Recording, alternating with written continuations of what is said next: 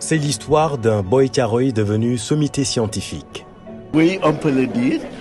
À l'aréopage des scientifiques, le professeur Souleymane Mboup a son rond de serviette. Un exemple de rigueur au travail, ce livre, une recette de réussite pour la jeune génération.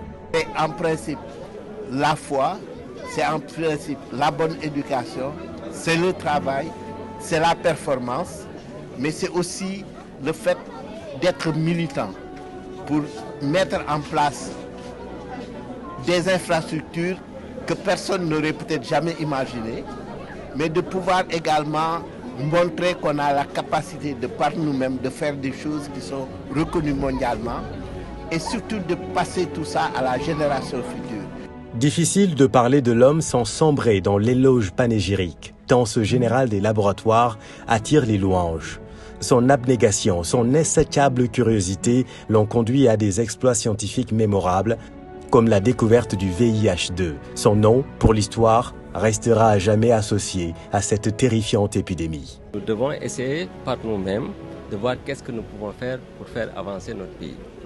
Donc cet ouvrage est un ouvrage que je juge magnifique, pas pour lui, mais pour les générations qui devront s'inspirer, qui devront s'en inspirer et pour pouvoir avancer et réaliser de grandes choses comme il a su si bien le faire.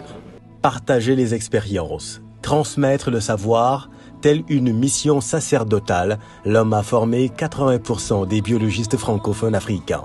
Je suis un pur produit de l'école du professeur Souleymane Mboup. Je suis avec le professeur Souleymane Mboup depuis mon internat. Et on fait le concours d'internat très tôt. Vers 24 ans, 23 ans, on fait le concours d'internat jusqu'à ce qu'on ait plus de 50 ans. Donc, c'est un long parcours. Professeur Souleymane Mboup, c'est un idole. Professeur Souleymane Mboup, c'est un mentor. Professeur Souleymane Mboup, c'est la générosité personnifiée. Professeur Souleymane Mboup, c'est quelqu'un qui croit en la recherche, qui croit à la population africaine et qui croit que la population africaine peut faire la différence en faisant une recherche de qualité, une recherche de pointe, qui n'a rien à envier à la recherche dans les pays développés. Un ouvrage produit avec le concours de la biographe Evelyne Chevalier, édité par la prestigieuse maison Feu de Brousse, évidemment.